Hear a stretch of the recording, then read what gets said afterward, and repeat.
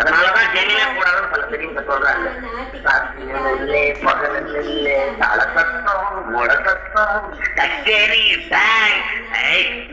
உலகாரப்பட்டது.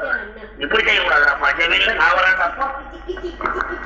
என்ன ஜெமீன்தாருன்னா குதிரை மேலேமா குதிரை மேலேமா கை வச்சுட்டு போடுவான் அப்படின்னு குதிரைக்கு ஒரு சலாம், ஒரு சலாம்.